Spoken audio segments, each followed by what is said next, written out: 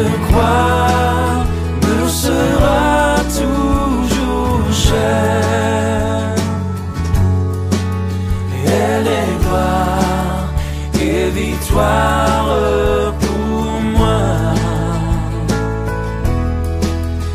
Et par elle, en la maison du Père, la couronne est offerte à ma foi. Et par elle, en la maison du Père, la couronne est offerte à ma foi.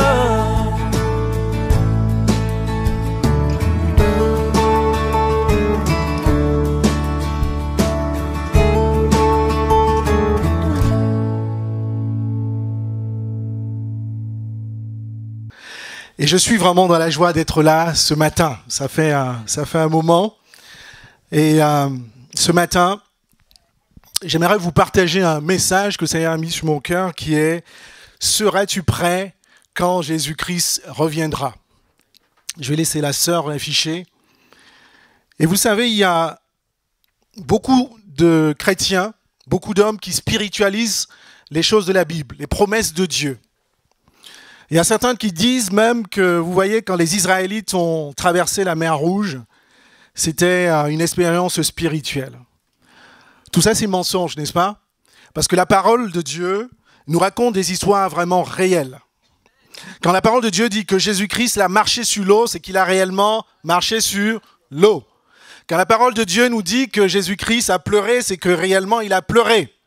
Quand la parole de Dieu nous dit qu'il a ressuscité les morts, c'est que réellement il a ressuscité les morts. Et ce matin, nous allons parler du retour du Seigneur Jésus-Christ, précisément de l'enlèvement de son Église. Et je bénis le Seigneur parce qu'il y a une sœur dans sa prière qui a dit « Seigneur, tu reviens bientôt et tu nous prendras dans la nuée. » Et je bénis le Seigneur parce que c'est réellement sa parole. Notre Seigneur Jésus-Christ reviendra. Ce n'est pas un mythe. L'enlèvement, c'est enlever son Église, enlever ceux qui croient en lui, enlever ceux qui ont la crainte en Dieu. Et ce matin, je ne vais pas vous parler de toute la théorie de l'enlèvement et ce qui va se passer, mais je vais vous poser beaucoup de questions. Une seule question, seras-tu prêt? Seras-tu prête quand Jésus-Christ reviendra?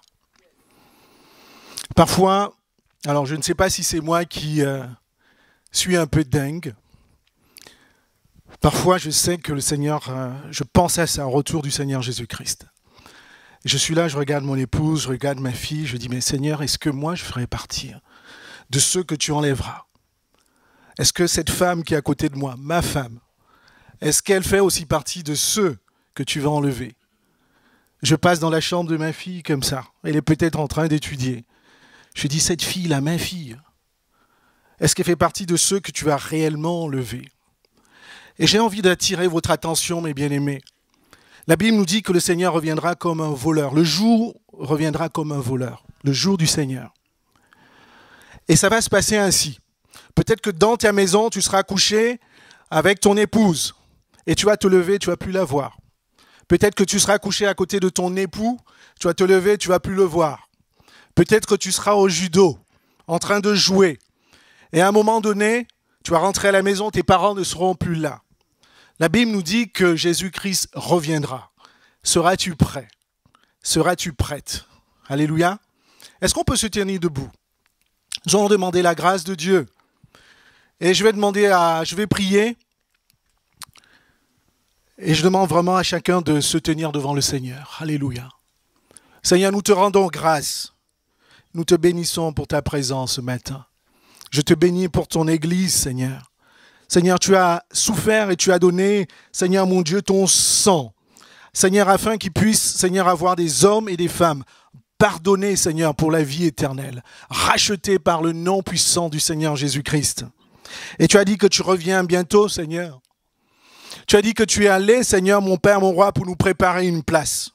Et Seigneur, tu reviendras pour prendre, Seigneur, mon Dieu, ton épouse.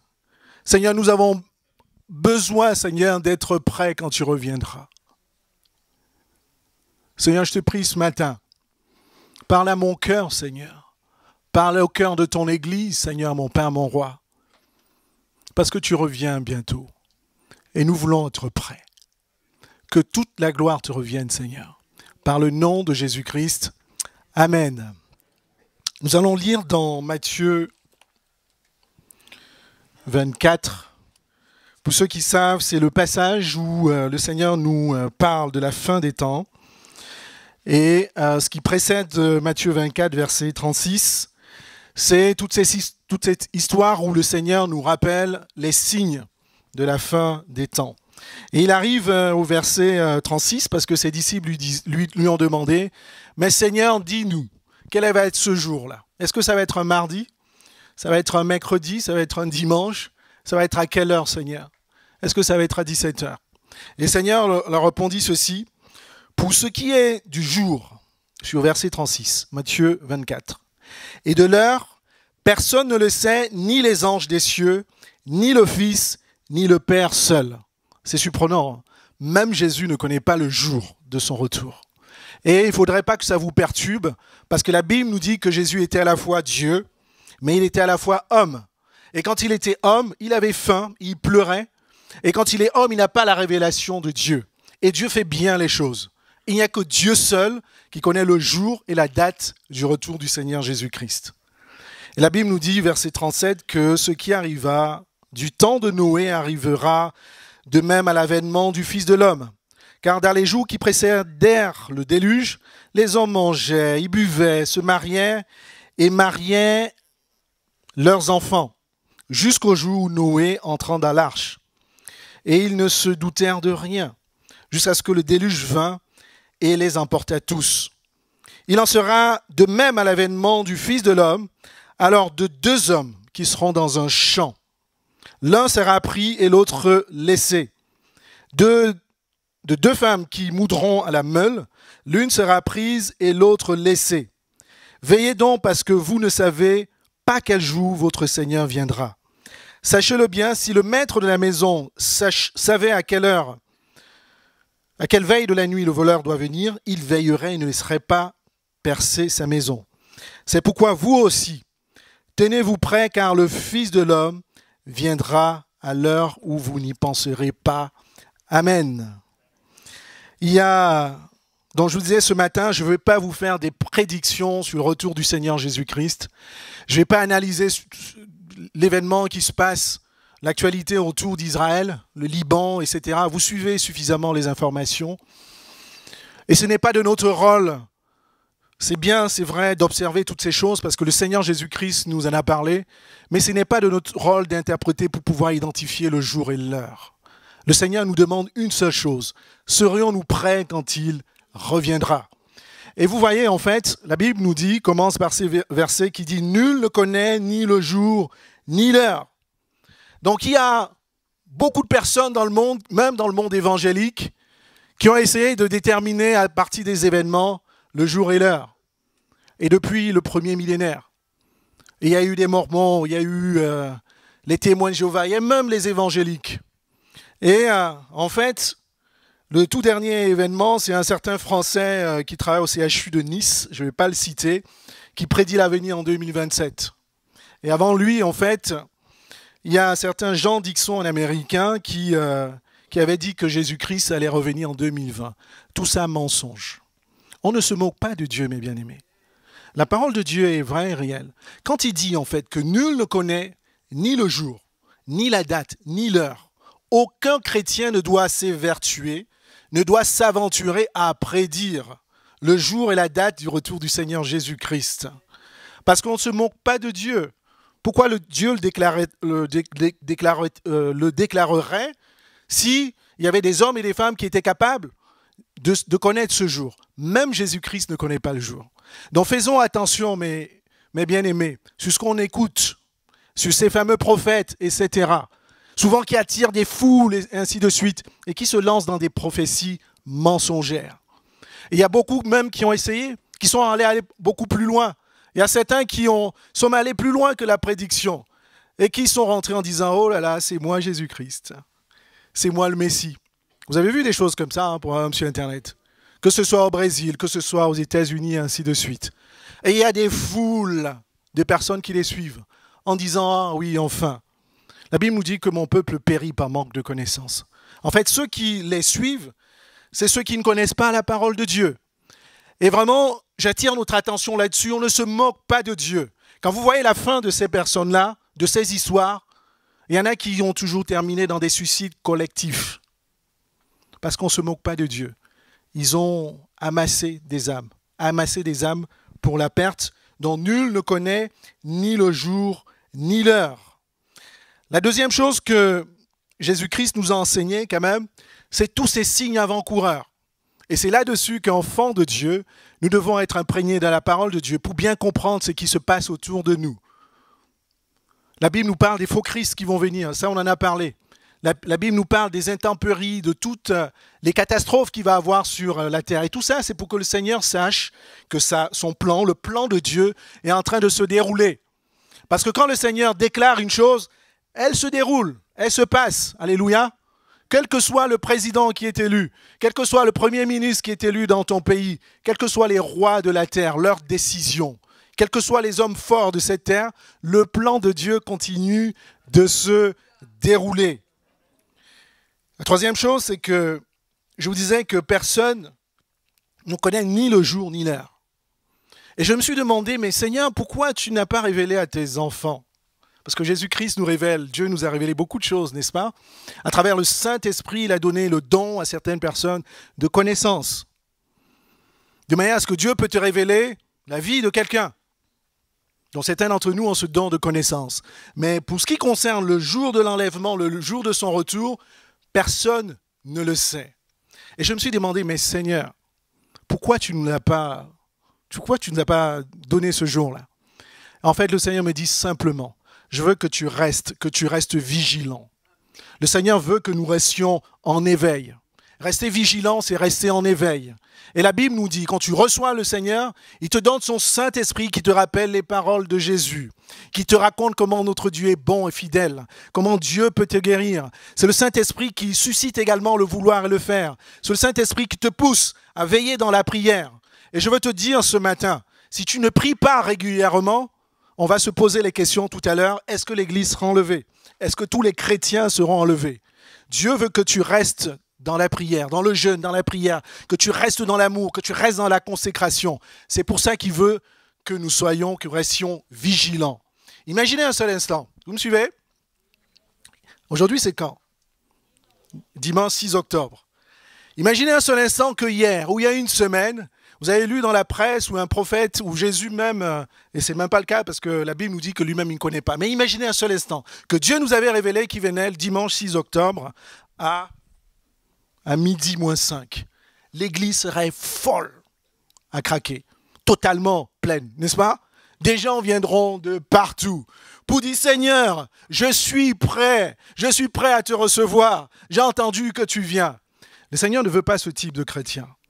C'est pour ça que la parole de Dieu est prêchée tous les jours. Les hommes et les femmes sont appelés à savoir qu'un Dieu qui existe, un Dieu qui les aime, malgré le péché. Les hommes sont appelés à croire que Dieu les aime et que Dieu veut les attirer à lui. Alléluia. Et Dieu veut également que toi, en tant que chrétien, tu restes vigilant, que tu restes vigilante. C'est pour ça que tu ne connais ni le jour ni l'heure. Et nous allons avancer, en fait. Vous connaissez ce passage de la Bible qui dit, en effet, quand le Fils de l'homme viendra, ce sera comme l'éclair qui jaillit du levant et illumine tout jusqu'au couchant. L'enlèvement sera subite. Subite, c'est-à-dire brusque.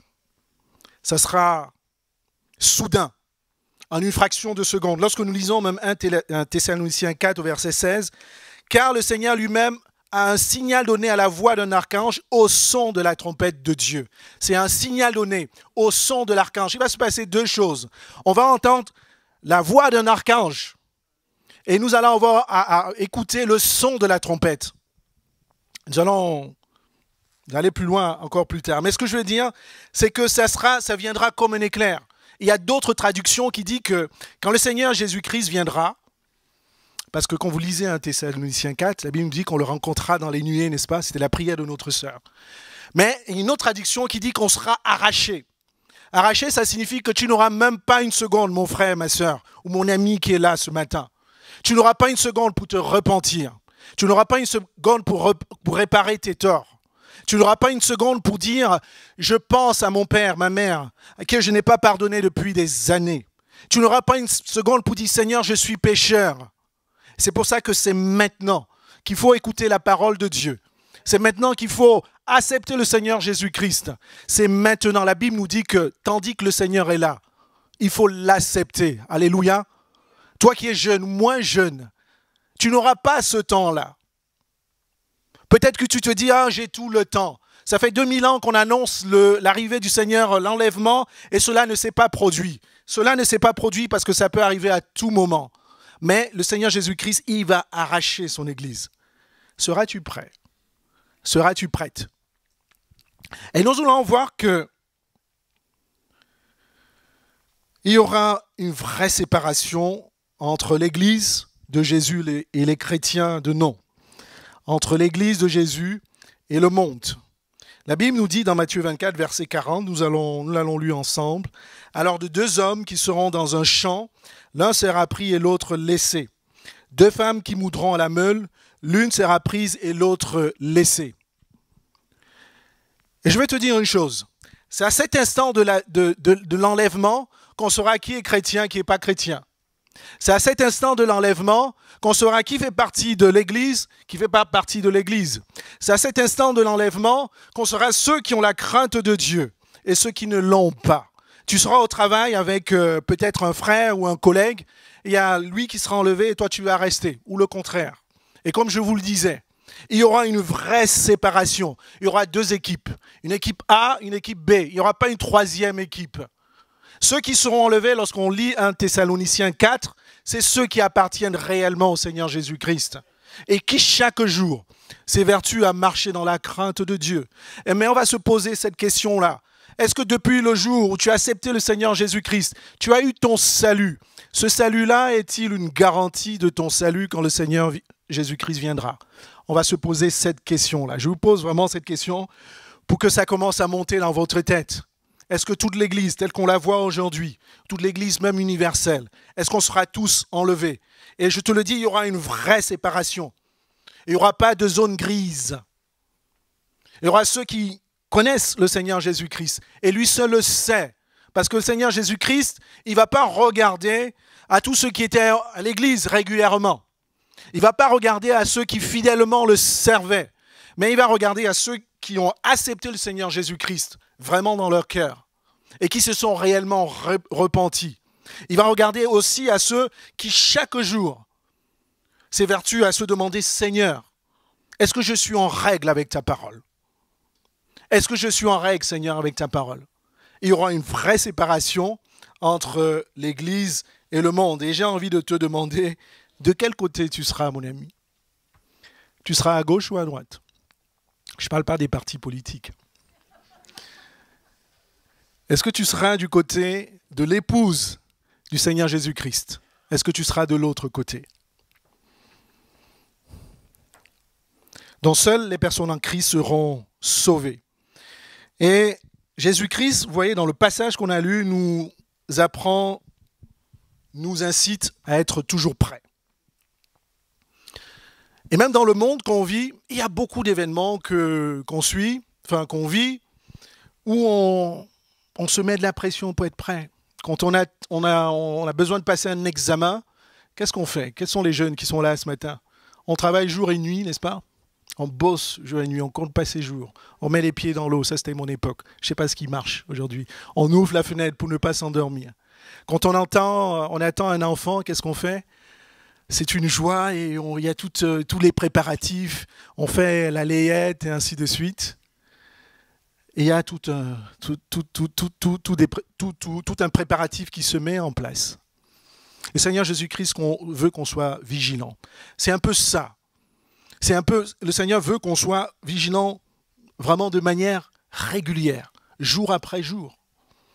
Et c'est un peu différent des exemples que je vous ai donnés, parce que c'est par sa grâce que nous sommes prêts ou pas. Vous voyez? C'est par l'aide de Dieu que tu peux être prêt. Et nous allons voir ce que c'est être prêt. Et Jésus-Christ, en fait, il s'adressait à la fois aux chrétiens et des non-chrétiens. Jésus-Christ ne s'adressait pas seulement aux disciples. Hein. En général, il était donc là, il était près du mont des Oliviers. Il n'y avait pas que ses disciples. Mais il y avait également les non-chrétiens. Et Jésus-Christ, en fait, nous parle de ce temps de Noé, qui parle de l'insouciance. La parole de Dieu nous dit que Noé était un homme de justice. Et c'est quelqu'un, certainement, qui annonçait la parole de Dieu, comme on le fait ce matin, comme tu l'as écouté. Et qui disait au peuple autour de lui, sortez de l'insouciance, sortez de votre incrédulité, sortez de votre méchanceté et levez vos yeux vers Dieu. La Bible nous dit qu'il marchait dans l'insouciance, il mangeait, il buvait. Certains se mariaient et mariaient leurs enfants. Tout cela n'est pas mauvais, n'est-ce pas? Est-ce que c'est mauvais de se marier? C'est une joie. Mais ce que j'ai envie de te dire, si tu ne connais pas le Seigneur, c'est que toutes ces choses sont bonnes. Mais tous ceux qui profitent de la vie dans l'insouciance, dans l'incrédulité, et qui laissent le Seigneur Jésus-Christ de côté, qui laissent la parole de Dieu tomber, c'est ceux qui ne seront pas enlevés. Parce que marcher dans l'incrédulité, marcher en rejetant le Créateur du ciel et de la terre, c'est marcher dans le péché. Et la Bible nous dit que, en fait, il y a une séparation, le péché crée une séparation entre Dieu et nous. La Bible nous dit que, en fait, ces gens-là, ils n'étaient pas, voilà, c'est ça le verset que je cherchais, ces gens qui étaient autour de Noé, il y avait une séparation, c'est-à-dire qu'ils étaient aveugles. Ils ne comprenaient pas, en fait, la parole de Dieu, l'amour de Dieu qui était proclamé vers eux. Et ce que j'ai envie de te dire, si tu n'as pas encore donné ta vie au Seigneur, c'est que Dieu est saint. Et si tu vis dans l'incrédulité, dans l'insouciance, tu crées cette séparation. Et la parole de Dieu nous dit dans Ésaïe 59, verset 2, « Ce sont vos crimes qui mettent une séparation entre vous et votre Dieu. Ce sont vos péchés qui vous cachent sa fâche et l'empêchent de vous écouter. » Et donc c'est ça en fait. Donc ne reçois pas de mensonges du monde.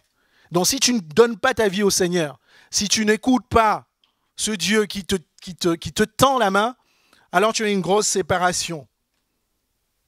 Et quand le Seigneur Jésus-Christ viendra, tu feras partie de ceux qui ne sont pas enlevés. Mais Dieu ne s'arrête pas là. Parce que la Bible nous dit que Dieu est un Dieu d'amour. Alléluia. La Bible nous dit qu'il use de patience, afin que de nombreuses personnes le connaissent, viennent à sa connaissance. C'est pour ça que Dieu a envoyé Jésus-Christ pour mettre ce pont-là entre la séparation qui est entre toi et lui. Et c'est pour ça que tu as encore appelé ce matin. N'endurcis pas ton cœur ce matin. Écoute la parole de Dieu, viens à lui, donne-lui ta vie. Parce que le Seigneur Jésus-Christ reviendra bientôt. Alléluia. Donc, appartenir à Christ.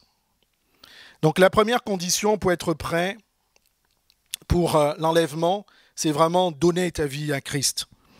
Et peut-être que ce n'est pas la première fois que tu entends ce message, mais ne tarde pas. Donner sa vie à Christ, c'est reconnaître que tu es faible, reconnaître que tu es pécheur, et reconnaître que ni tes moyens, ni ton intelligence, ni tes relations ne peuvent résoudre ton problème. Et il n'y a que Jésus-Christ qui peut résoudre ton problème. Et c'est de venir à Jésus, comme l'ont fait beaucoup de personnes ce matin, et lui donner ta vie. Et il dit, Seigneur, je reconnais qu'il n'y a que toi qui peux me sauver, il n'y a que toi qui peux me donner la vie éternelle. La première condition pour être prêt, pour être prête, c'est d'appartenir à Christ. C'est d'appartenir à Christ. Alléluia. Au son de la trompette, en un clin d'œil. Est-ce que tu vas appartenir à Christ? Est-ce que tu vas appartenir à Christ? C'est la première condition. Et nous allons faire une parenthèse sur beaucoup de choses. Nous allons parler des faux chrétiens. Et en fait, et nous allons revenir sur d'autres conditions. La Bible nous parle des faux frères, entre guillemets. Dans Matthieu 7, versets 21 à 23, ce ne sont pas tous ceux qui me disent « Seigneur, Seigneur » qui entreront dans le royaume des cieux, mais c'est ceux qui font la volonté de mon Père qui est dans les cieux. Au jour du jugement, vous voyez, le Seigneur vient toujours à ce jour-là. Beaucoup me diront comment « Seigneur, Seigneur, n'est-ce pas en ton nom que nous avons chassé les démons?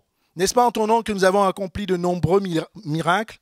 Et Seigneur Jésus-Christ leur déclarera, « Je ne vous ai jamais connu, allez-vous-en loin de moi, vous qui commettez le mal. » Donc dans 1 Jean chapitre 2, verset 18, « Maintenant, beaucoup d'ennemis du Christ sont déjà là.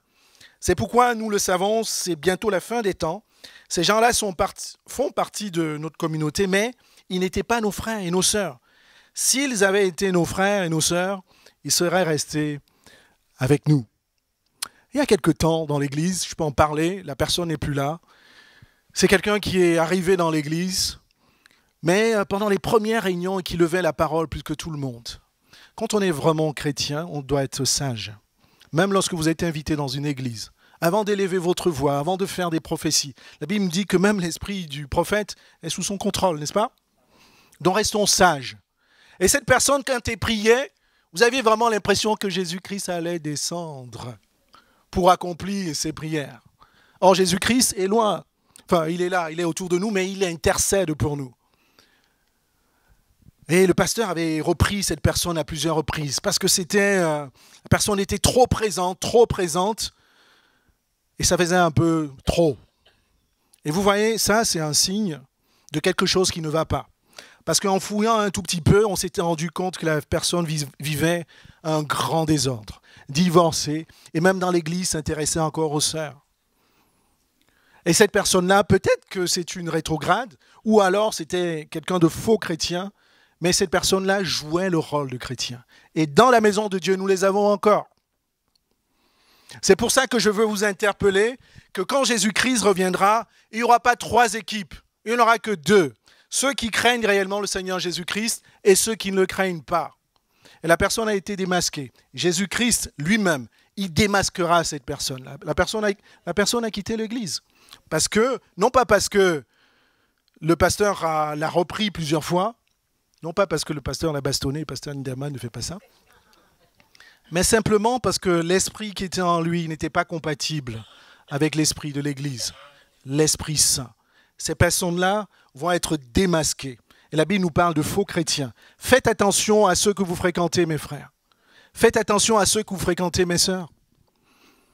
À ces personnes qui vont vous séduire par des belles paroles. Même quand je parle des belles paroles, c'est des paroles de la Bible. Hein. Voilà. Parce que le diable, il ne trompe pas simplement avec des mensonges. Quand Jésus-Christ a été tenté, c'était sous la base de la parole de Dieu. Si tu crois, si tu es vraiment le Fils de Dieu, faites attention à ces personnes-là, elles seront démasquées. Et pourquoi je vous en parle? Parce que c'est une partie des personnes qui ne seront pas enlevées, contrairement à nos apparences. Le plus souvent, on regarde nos apparences. Deuxième parenthèse, je voulais vous parler de Dieu, vraiment du cœur de Dieu. Dieu nous aime. Alléluia. Il nous a créés vraiment par amour. Dieu a déployé tout ce qu'il avait. La Bible nous dit, quand il a fini de créer le ciel et la terre, il a trouvé que cela était bon. Donc, si tu es là dans cette salle, et si tu es loin encore du Seigneur Jésus-Christ, si tu es loin de Dieu, sache que Dieu t'aime. Même quand on est chrétien, Dieu veut que nos noms restent écrits dans le livre de vie. Il disait dans Apocalypse, ceci, c'est ce qui était affiché. Ça tombait bien parce que je ne l'ai pas. Si, je l'ai. Ainsi, les vainqueurs porteront des vêtements blancs. Je n'effacerai pas leur nom du livre de vie. J'affirmerai devant mon Père et devant ses anges, ces personnes m'appartiennent. Alléluia. Parce que quand tu as reçu le Seigneur Jésus-Christ, la Bible nous dit, tu as le sceau du Saint-Esprit en toi, qui fait de toi un enfant de Dieu. Et avant d'aller plus loin, c'est une parenthèse, je vous ai donné un premier critère qui était de dire appartenir à Christ. Là, on est dans les parenthèses. La parenthèse, c'est de dire qu'on a un Dieu, malgré tout ce qu'on vient de se dire. La volonté de Dieu est que nos noms restent écrits. Ton nom est écrit à partir du moment où tu l'as accepté. Et Dieu ne veut pas effacer ton nom. Vous êtes d'accord avec ça? On va aller plus loin. En revanche, la Bible nous parle dans beaucoup d'endroits, de ceux qui abandonneront la foi et leur salut. Et je vous pose la question ce matin. Est-ce que ceux qui abandonnent la foi, est-ce que si tu abandonnes ta foi, est-ce que tu seras enlevé? est-ce que tu feras partie de ceux qui rencontrera le Seigneur Jésus-Christ dans les nuées? C'est un grand débat qui peut être... il y a certains évangéliques qui pensent que sauver une fois et pour toujours. Mais nous allons voir dans la parole de Dieu qui dit ceci. Mais l'Esprit, c'est dans 1 Timothée 4, verset 1 qui dit ceci. Mais l'Esprit dit expressément que dans les derniers jours, quelques-uns abandonneront la foi, n'est-ce pas? Pour s'attacher à des esprits séducteurs, à des doctrines et à des démons. Donc ça peut arriver quand on parle d'abandonner la foi, c'est-à-dire qu'on avait la foi avant, n'est-ce pas, si vous me suivez. Et donc il y a certains qui ont abandonné la foi pour être séduits, se laisser séduire par des esprits séducteurs, par des esprits de démons. Et puis il y en a beaucoup, que ce soit des hommes, des femmes de Dieu, des pasteurs, etc. Et la parole de Dieu est valable vraiment pour tout le monde, aussi bien pour moi que pour chacun de nous ici. C'est pour ça que le Seigneur Jésus-Christ nous demande d'être vigilants, de veiller. Et quand nous lisons par exemple dans Hébreux 10, verset 38, la Bible nous dit « Et mon juste vivra par la foi. Mais s'il se retire, s'il perd la foi, s'il abandonne la foi, mon âme ne prend pas plaisir en lui. » Donc je t'encourage, toi qui es là. Malgré les difficultés que tu peux traverser, malgré les épreuves, beaucoup d'entre nous, moi aussi, on a passé des épreuves et peut-être ce n'est pas terminé. N'abandonnons pas notre foi, mes bien-aimés, en Jésus-Christ. N'abandonnons pas notre précieux salut. J'ai accepté le Seigneur Jésus-Christ, j'avais 21 ans. Je ne vous dirai pas quel âge j'ai aujourd'hui. Mais souvent, je me dis, Seigneur, si jamais il m'arrive, Seigneur, aide-moi vraiment à te rester fidèle, à rester persévérant. Je me dis, aujourd'hui, si je t'abandonne, tout ça pour rien, Seigneur? Non mais oui, entre nous. Seigneur, je t'ai cherché de tout mon cœur. Et comme ça, du jour au lendemain. Et je t'encourage, quoi qu'il en soit, notre Dieu est fidèle. Ce n'est pas parce que tu passes des épreuves. Ce n'est pas parce que tu as des difficultés. J'ai souvent discuté avec des jeunes qui disent, je viens d'avoir mon diplôme. Je ne sais pas ce que je ferai dans mes études supérieures. Je cherche un travail, un stage, un BTS. Je ne trouve pas. Et je trouve souvent beaucoup de jeunes qui sont perturbés par cela et la foi est impactée. Et j'ai envie de t'encourager. Dieu n'est pas le Dieu des diplômes. Dieu est le Dieu d'amour. Dieu est le Dieu de la vie éternelle. Il sait dans quelle situation tu es en train de traverser. Il connaît bien ce que tu es en train de... Il connaît tes inquiétudes. La Bible nous dit, ne vous inquiétez de rien. Alléluia. Dieu est au contrôle de ta vie. Je ne te demande pas d'abandonner. Tu dois faire tout ce qui est nécessaire pour aller à l'école, pour chercher les stages et ainsi de suite. Quand les portes sont fermées, gloire à Dieu. Les portes sont ouvertes, gloire à Dieu. Mais que ce ne soit pas un sujet, une raison pour abandonner ton Dieu. Alléluia. Gardons ce précieux cadeau. Et donc, deuxième condition, nous avons terminé les parenthèses. Je dis que la première condition, c'était d'appartenir à Christ. Ça, c'est vraiment le niveau 0. Si tu n'as pas encore franchi cette étape, ne va pas plus loin. Donne ta vie. Avant que je continue, dis, tu peux le faire, tu n'es pas obligé de venir devant. Tu peux dire, Seigneur, maintenant, j'ai compris, je te donne ma vie. Et maintenant, quand on a donné notre vie au Seigneur, il faut rester vigilant, il faut veiller.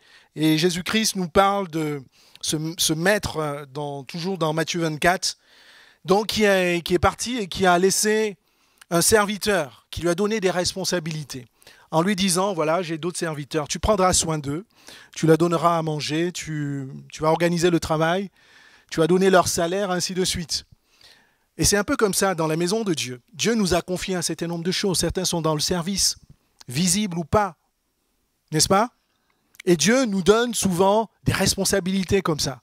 Et qu'est-ce qui se passe? Vous avez lu ce passage. Il y a le petit malin qui dit, ah tiens, mon maître il est parti, c'est la fête. C'est la fête dans l'entreprise, c'est la fête à la maison. Papa n'est pas là, maman n'est pas là, les garde-fous sont levés. Il fouette les serviteurs, qui sont ses collègues.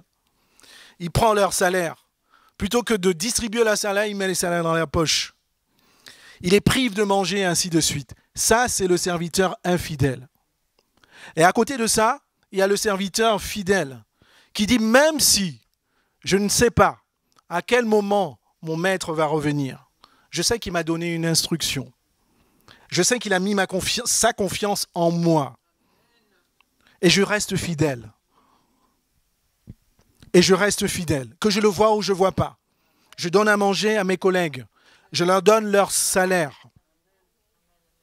Je leur donne de la nourriture. Et je reste fidèle. Parce que mon maître, il peut arriver à tout moment. Et la Bible nous dit que l'autre, le petit malin dont je vous parlais, là, la Bible nous dit que quand le maître viendra, il le mettra en pièces, il lui donnera sa part avec les hypocrites. C'est là qu'il y aura des pleurs et des grincements de dents. Quatrième point, pour être prêt, c'est rester vraiment dans la foi et dans l'amour. Vous voyez, la parole de Dieu nous dit dans 1 Thessaloniciens 5, versets 1 à 2, « Pour ce qui est des temps et des moments », ce matin, on parle des temps et des moments et de l'avènement de Jésus-Christ. Vous n'avez pas besoin des frères qu'on vous en écrive, car vous savez bien vous-même que le jour du Seigneur viendra comme un voleur dans la nuit. Mais vous, frères, vous n'êtes pas dans les ténèbres, pour que ce jour vous surprenne comme un voleur. Vous êtes tous des enfants de la lumière et des enfants du jour. Nous ne sommes point de la nuit et des ténèbres. Ne dormons donc point comme les autres, mais veillons et soyons sobres. Mais nous qui sommes du jour, soyons sobres, ayez revêtu la cuirasse de la foi et de la charité. Et donc, comment être prêt, c'est vraiment persévérer dans la foi. La Bible nous dit que le juste vivra par la foi. La foi, c'est vraiment notre moteur. C'est la confiance en notre Dieu qui sera là dans les bons et dans les mauvais moments. La foi, c'est aussi la crainte de Dieu. C'est parce que tu as confiance en Dieu que tu as foi en lui. C'est parce que tu as confiance en Dieu que tu ne triches pas, même quand ceux qui te surveillent ne sont pas là. C'est parce que tu as confiance en Dieu que tu restes fidèle dans le service. C'est parce que tu as confiance en Dieu que tu marches en règle avec lui. C'est parce que tu as confiance en Dieu, même quand il est possible que tu détournes de l'argent, tu dis « je crains mon Dieu, je ne toucherai pas cela ». Et c'est parce que tu as confiance en Dieu que tu restes dans ta marche chaque jour, contre vent et tempête, en disant « Seigneur, j'ai mis ma confiance en toi. Et surtout, je sais que tu reviendras. » Car le jour du Seigneur viendra comme un voleur. Et je vais vous parler également de l'amour. Et je nous encourage. Vous voyez, il y a un verset qui me perturbe depuis un moment. La Bible nous dit que le plus grand commandement, ce sera quoi? Tu aimeras le Seigneur ton Dieu de tout ton cœur, de toute ta force et de tout ton esprit. Et le commandement qui lui est semblable, c'est que tu aimeras ton prochain comme toi-même. Et quand je lis ça, je dis, moi le premier, Seigneur, j'y suis pas. Je t'ai déjà déclaré. Et même dans mes moments de prière, je déclare, Seigneur, tu es mon Dieu, tu es le seul Dieu que je connais, tu es mon Dieu, tu es mon maître. Mais est-ce que nous aimons nos prochains autant que nous aimons Dieu? Quand j'ai pensé à ce passage, et en ce moment, ça me perturbe beaucoup. Je dis, Seigneur, nous n'y sommes pas. Tu as dit que c'est le même commandement. Et la Bible, par ailleurs, pouvait dire, tu ne peux pas dire que tu aimes Dieu alors que tu détestes ton frère. Tu ne peux pas dire que tu aimes Dieu alors que tu détestes ton collègue. Tu ne peux pas dire que tu aimes Dieu alors que tu détestes ton pasteur. Tu ne peux pas dire que tu aimes Dieu alors que tu ne parles pas à ton frère et ta sœur. Seigneur, nous sommes loin de cela. Tu ne peux pas aimer Dieu comme ça et aimer ton prochain comme ça. Ce n'est pas l'amour de Dieu. La Bible nous dit, ce n'est pas moi qui le dis, la Bible nous dit que tu es un menteur. Aimer son prochain comme toi-même. Regarde ton frère, c'est ton prochain. Regarde ton frère. Dis-lui que tu l'aimes de tout ton cœur. De toute sa force, de toute ta force. Non, mais j'ai vu certains qui disaient « Je t'aime de tout mon cœur, de toute ta force ». Si tu n'aimes pas ton frère, va à l'extérieur. Dis-lui « Seigneur, dis mon frère, j'ai quelque chose contre toi ». Mais ce que tu déclares, il faut que ce soit réellement vrai.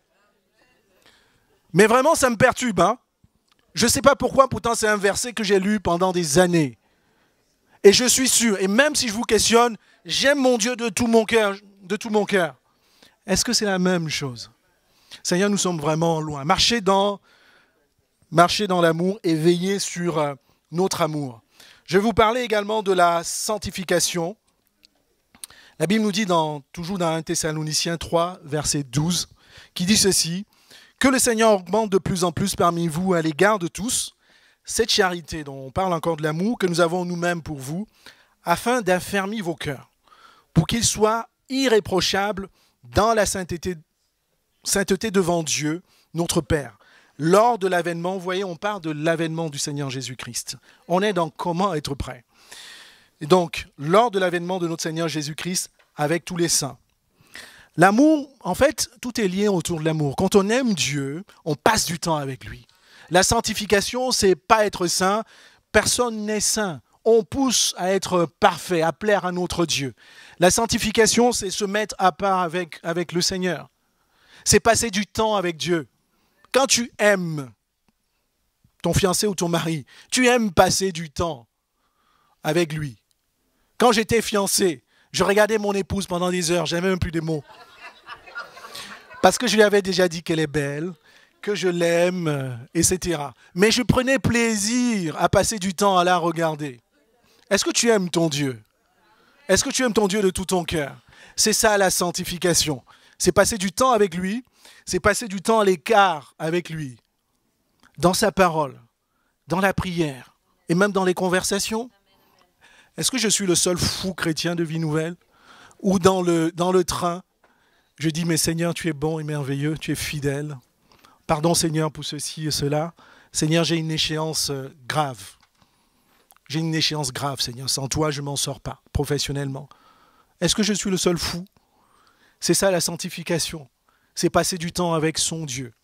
Et je vous dis, c'est une condition pour être prêt. Parce que si tu n'es pas sanctifié, je vous disais, il n'y aura pas 3 équipes. Il y a ceux qui auront accepté le Seigneur Jésus-Christ et qui vivront dans la fidélité, tout ce qu'on a vu tout à l'heure, qui vivront dans la sanctification, dans la présence de Dieu. Et vous savez quoi? Il y a un pasteur qui disait ceci, que le Seigneur, quand on va le rencontrer dans les nuées, en fait, il va prendre ceux qui sont déjà dans le ciel. Et quand la Bible nous dit que nous ne sommes pas de cette terre, nous sommes déjà du ciel. C'est-à-dire que là, ceux qui ont réellement accepté le Seigneur Jésus-Christ, vous êtes déjà dans le ciel. Donc il n'y aura pas de surprise en fait. Ceux qui sont déjà dans le ciel aujourd'hui, c'est ceux qui seront enlevés. Et il n'y aura pas de surprise. On sera dans le ciel. Je ne sais pas comment ça va se passer, mais vous savez, l'avènement, c'est Jésus-Christ, il ne mettra pas encore ses pieds sur terre. C'est lors de son retour qu'il descendra sur le mont des Oliviers, et puis il va régner en maître et en roi, il va détruire les œuvres du diable. Je parle d'abord de la première étape. On va le rencontrer dans les nuées et dans les airs, et il va monter avec nous. C'est le seul moment où tu vas aller dans le ciel, sans payer ton billet d'avion. Ni Air France, ni Bruxelles Line, ni, je ne sais pas si ça existe encore, Air Caraïbes. Ça existe. Et la question que j'ai envie de te poser ce matin, est-ce que tu auras ta place? Que ce soit à côté du hublot, que ce soit dans le couloir, est-ce que tu auras ta place? Ça va se passer dans les airs. Seras-tu prêt quand le Seigneur Jésus-Christ reviendra? La Bible nous parle également de la sanctification. C'est Paul qui disait à Hébreux 12, verset 14, « Recherchez la paix et la sanctification, sans laquelle nul ne verra le Seigneur. » La paix et la sanctification, nul ne verra le Seigneur. C'est-à-dire, on ne peut pas voir Dieu si on n'est pas dans la... C'est fort, hein, la sanctification dont je vous ai parlé tout à l'heure. Et la paix. Soyons des hommes et des femmes de paix. Des frères et des sœurs qui ne mettent pas l'huile sur le feu. Quand un frère ou une sœur vient te dire « J'ai un problème avec un frère ou une sœur, j'ai un problème avec mon père, avec mon mari », ne te précipite pas à lui donner un conseil. Dis-lui « Je comprends, je t'écoute ». Ne te précipite pas non plus à juger la personne. Mais sois un homme ou une femme sage, rempli du Saint-Esprit. Et si tu n'as même pas de réponse tout de suite, tu peux dire, mon frère et ma sœur, prions d'abord, parce que je ne sais pas quoi faire. Tu me dis que tu es en conflit et ainsi de suite. Je ne sais pas quoi faire. Soyons des hommes et des femmes sages et des femmes de paix. Alléluia. Sans lesquelles, nul ne verra le Seigneur. Sans lesquelles, nul ne sera enlevé. Seras-tu prêt? Seras-tu prête quand le Seigneur Jésus-Christ reviendra? Et donc, je vous disais que, vous voyez, c'est parti aussi de tout ce que j'ai partagé avec vous, de cette question que je me posais là. Je n'ai pas dit à mon épouse, je ne vais pas lui dire « Est-ce que tu seras prête ?» Parce que le salut est individuel. Ce n'est pas à moi de lui poser cette question. C'est à moi de m'assurer que je serai prêt, n'est-ce pas? Voilà. Le plus souvent, on regarde la paille dans l'œil de notre frère, alors que dans notre œil, il y a une poutre. Vous voyez ce que c'est qu'une poutre? Il n'y en a pas ici, mais c'est quelque chose de costaud. le salut est réellement individuel. C'est-à-dire que quand la Bible nous dit qu'il y aura deux qui seront dans le champ, l'un sera pris et l'autre restera, c'est-à-dire que ce n'est pas l'Église collective qui sera sauvée. Ce n'est pas ta famille totale qui sera sauvée. Faisons attention au groupe, à l'effet de groupe. Ce n'est pas parce que ton frère vit dans la sanctification, vit dans la crainte de Dieu, que tu seras sauvé, que tu seras enlevé, que tu vas bénéficier de cette sanctification-là. C'est ta sanctification à toi. C'est ta persévérance dans la foi. C'est ta persévérance dans l'amour. C'est extrêmement individuel. En tout cas, c'est la première chose que le Seigneur m'a répondu quand je regardais ma femme, ma fille et moi-même. C'est de dire, travaille d'abord à être fidèle. Donc nous allons conclure, en fait, c'est la première condition pour être prêt. Quand Jésus-Christ va venir nous enlever, c'est vraiment l'accepter. Ne sors pas de cette salle si tu n'as pas accepté le Seigneur Jésus-Christ. Nous avons vu qu'il faut rester vigilant. Il faut rester en éveil grâce au Saint-Esprit. Sois un homme de prière qui aime la parole de Dieu. Sois fidèle dans les petites choses comme dans les grandes choses. Je ne me suis pas attardé dessus, mais ceux qui servent dans les difficultés comme dans les épreuves. Vous ne servez pas un homme, nous ne servons pas un homme. Soyons fidèles. Que le Maître nous trouve en train de servir fidèlement. Persévère dans la foi et dans l'amour. Fais confiance en ton Dieu. J'ai parlé aux jeunes ce matin. Faites confiance en votre Dieu, quoi qu'il en soit. Faites confiance en votre Dieu, marchons dans l'amour. Vis dans la sanctification, passe du temps avec celui que tu aimes. Passe du temps avec celui que tu aimes. Et recherche la paix. Sois un homme, sois une femme de paix. Amen. Nous allons terminer comme ça, mais soyons vraiment bénis. Et maintenant, ce matin, tu peux dire au Seigneur, Seigneur, je sais dans quelles conditions, Seigneur mon Dieu, dans quelles conditions je dois être prêt quand tu reviendras. La parole de Dieu nous fortifie, elle est là pour nous préparer à des choses à venir. Et maintenant, tu peux dire, oh Seigneur, je sais ce qu'il y a à faire pour être enlevé. Amen. Soyez bénis, je vais appeler le pasteur.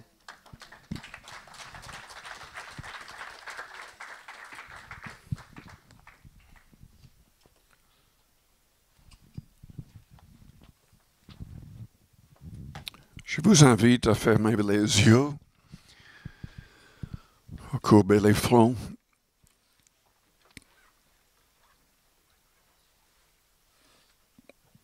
Vous avez applaudi, mais ce qu'il fallait faire, c'est plutôt prendre le temps d'analyser son cœur et sa vie. Est-ce que vous êtes vraiment prêt pour le retour du Christ?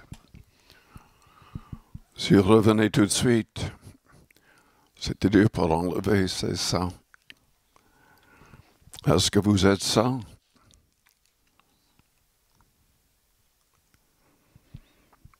La Bible dit que nous devons garder la foi et une bonne conscience. La foi biblique et une bonne conscience. Est-ce que vous avez une bonne conscience? Parce que vous mettez en pratique sa parole. Parce que vous priez assez. Parce que vous témoignez assez. Ou est-ce qu'il y a des choses qui doivent changer? Peut-être que vous êtes là, et si vous êtes honnête avec vous-même, vous n'avez jamais vraiment donné votre cœur, votre vie au Christ. Vous êtes toujours dans l'indécision.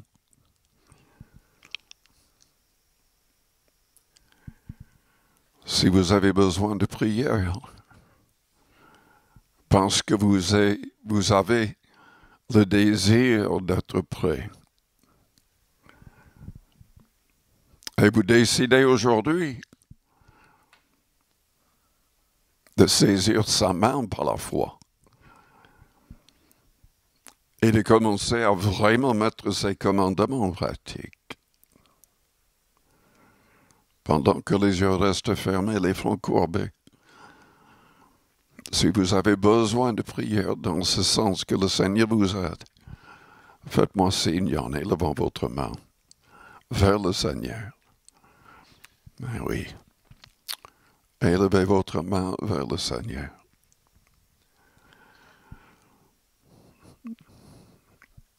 Père Céleste, je prie pour toute l'Église. Je prie pour les personnes qui viennent d'élever la main. Je prie pour moi-même. Nous voulons être prêts, Seigneur. Que nous ne soyons pas aveuglés, se croyant saints.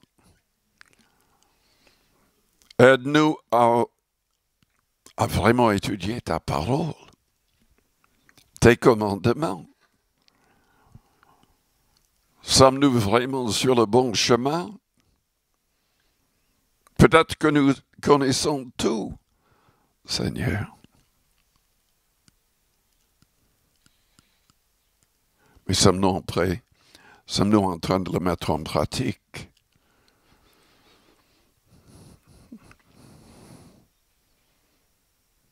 L'église de Laodicée, toute l'église là, selon l'Apocalypse, avait besoin de se repentir à cause de la tiédeur. L'église d'Éphèse avait perdu son premier amour pour le Seigneur et l'évangélisation du monde. Et élever les autres avec des choses très graves.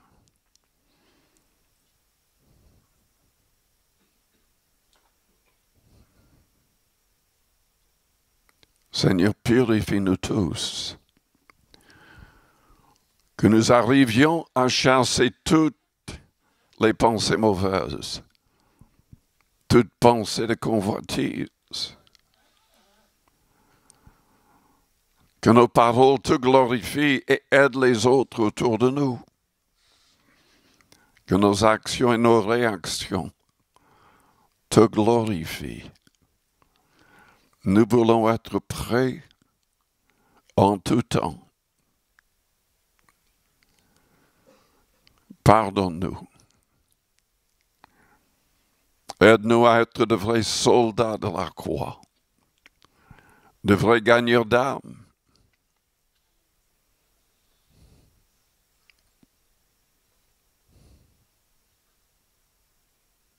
Pendant quelques minutes, je vous invite à prier à votre place, dans votre cœur, par rapport à ce message.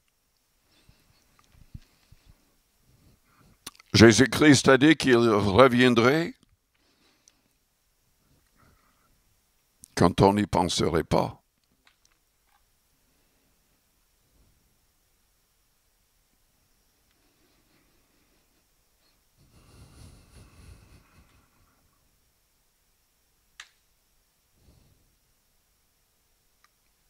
Priez.